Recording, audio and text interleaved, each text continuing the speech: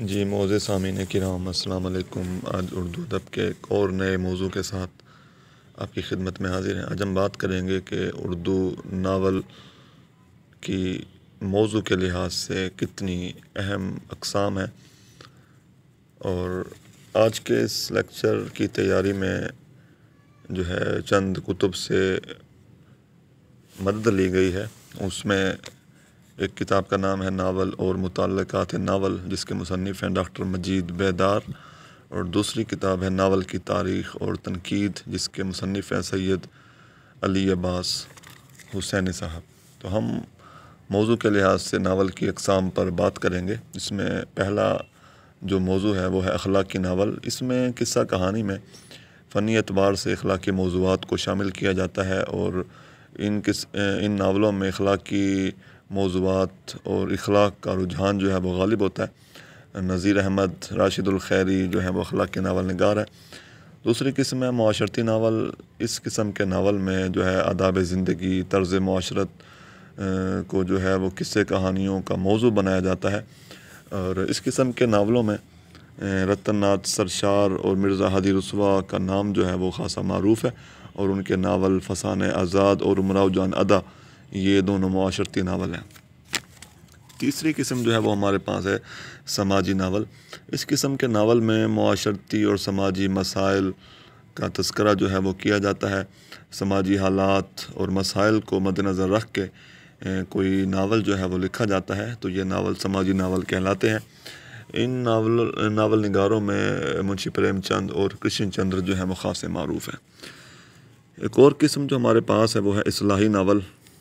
اس میں معاشرے، سماج اور افراد معاشرہ میں موجود جو ہے وہ برائیوں کو دور کرنے کی غرض سے کوئی کہانی بیان کی جاتی ہے، تو اس قسم کے ناول اصلاحی ناول کہلاتے ہیں۔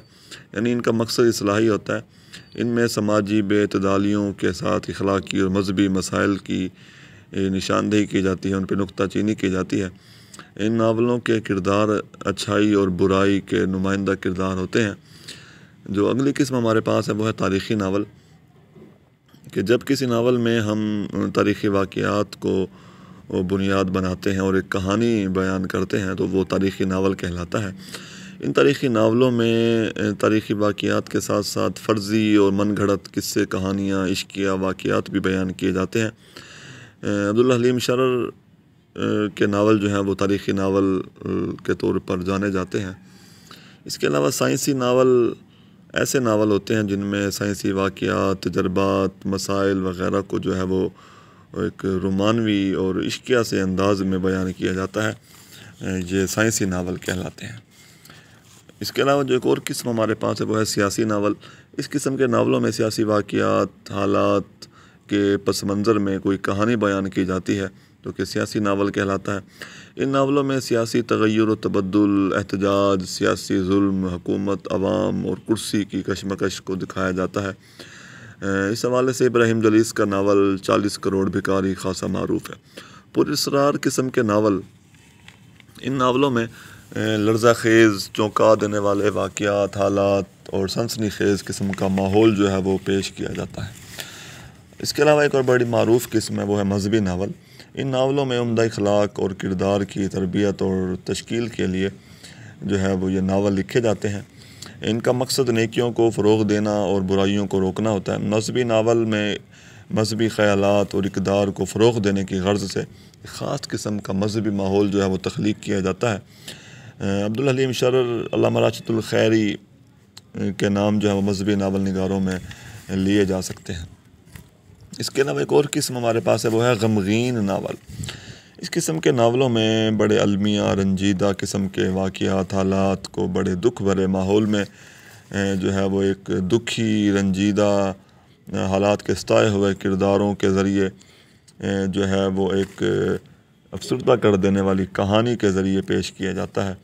اس میں زبان و بیان کا بھی خاصا اہم کردار ہے، کہ زبان و بیان کے ذریعے بھی ایک دردناک قسم کی صورتحال پیش کی جاتی ہے۔ راشد الخیری کے ناول جو ہیں نوحہ زندگی، شام زندگی، صبح زندگی اور سیدہ کا لال، یہ غمگین قسم کے ناول ہیں۔ اس کے علاوہ جاسوسی ناول، اس قسم کے ناولوں میں جو ہے عام طور پہ کسی قتل کی واردات، پھر اس قاتل کی تلاش اور تفتیشی مراحل، تفتیشی معاملات، سراغ رسانی وغیرہ کے جو حالات و واقعات ہیں ان کو ایک بڑے خوبصورت انداز میں پیش کیا جاتا ہے۔ ان ناولوں میں تحیر یعنی حیرانی کی فضا موجود ہوتی ہے، اور ان ناولوں میں پلاٹ بڑا کسا ہوا اور حق و باطل کی کشمکش بھرپور طور پہ اس میں دکھائی جاتی ہے۔ اس ناول کے کردار جو ہیں وہ بڑے ہی متحرک ہوتے ہیں۔ جاسوسی ناولوں میں ابن صفی کا نام بہت زیادہ معروف ہے۔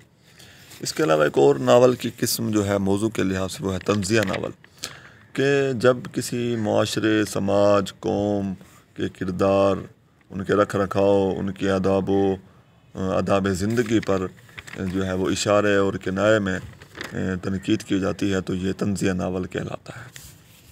اس کے علاوہ حیرت ناک ناول، کہ جب کسی ناول میں ہم حیرت انگیز واقعات کو پیش کرتے ہیں، کہ ایسے واقعات جن کو ہمارا ذہن جو ہے وہ کسی طور بھی قبول کرنے پر تیار نہیں ہوتا، تو یہ ناول حیرت ناک ناول کہلاتے ہیں۔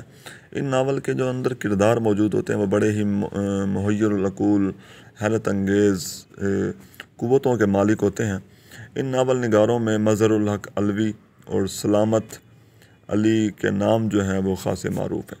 مزاحیہ ناول، کہ جب کسی ناول میں ہم ہنسی مذاق کو موضوع بناتے ہیں اور زندگی کے کسی مضحکہ خیز پہلو کو بنیاد بنا کر ہم طنز یا مزاح کا عنصر پیدا کرتے ہیں تو یہ ناول مزاحیہ ناول کہلاتے ہیں۔ ان ناولوں میں ظریفانہ واقعات پیش کیے جاتے ہیں اور الفاظ کے الٹ پھیر سے جو ہے وہ مذاق پیدا کیا جاتا ہے۔ عظیم بیگ چغتائی اور شوکت تھانوی مزاحیہ ناول نگاروں میں خاصے اہم ہے۔ طلسماتی ناول، کہ جب کسی ناول میں جن، بھوت، پریت، جادو ٹونا اور اسی قسم کے عجیب و غریب جادوئی اور طلسماتی قسم کے واقعات اور جادوئی ماحول پیش کیا جاتا ہے تو یہ طلسماتی ناول کہلاتے ہیں۔ اس حوالے سے اکرم الہ آبادی کا نام خاصا معروف ہے۔ عسکری ناول، ان ناولوں میں جو ہے جنگی حالات، واقعات، فوج کی کارکردگی، جنگوں کے حالات اور بہادری کے کارنامے جو ہیں وہ پیش کیے جاتے ہیں۔ ان ناولوں کا مقصد قوم میں جذبہ حریت، لڑنے کا جذبہ پہ ابھارنا ہوتا ہے۔ یہ تاریخی ناولوں سے بہت زیادہ قریب ناول ہوتے ہیں۔ اس کے علاوہ مہماتی ناول، ان ناولوں میں کسی راز کا سراغ پانے یا کسی خزانے کی تلاش یا کسی مسئلے کے حل کے لیے جو ہے وہ کہانی کو پیش کیا جاتا ہے، اور ان ناولوں میں بہت سارے خطرات اور تجسس کی فضا جی ہمیں محسوس ہوتی ہے۔ سراغ رسانی اور تلاش کا مادہ جو ہے وہ اس ناول میں خاصا مرکزی اہمیت رکھتا ہے۔ اس کے علاوہ رومانوی اور عشقیہ ناول ایک بڑی ہی معروف قسم ہے۔ اس قسم کے ناولوں میں عشقیہ جذبات، مرد اور عورت کی محبت، ان کے جذبات کو پیش کیا جاتا ہے اور رومانوی ناول اور عشقیہ ناول کہلاتا ہے۔ ان ناولوں میں حقیقت کے برعکس تخیل کو بڑا اہم مقام حاصل ہوتا ہے، اور ان ناولوں میں عموماً دو مرکزی کرداروں کی کہانی جو ہے وہ بیان ہوتی ہے۔ جنسی ناول بڑے خاصی معروف قسم ہے، کہ جب جنسی رویوں، جذبات، اختلاط، جنسی تعلقات کو پیش کیا جاتا ہے، جنسی جذبات کو ابھارا جاتا ہے تو یہ ناول جنسی ناول کہلاتے ہیں۔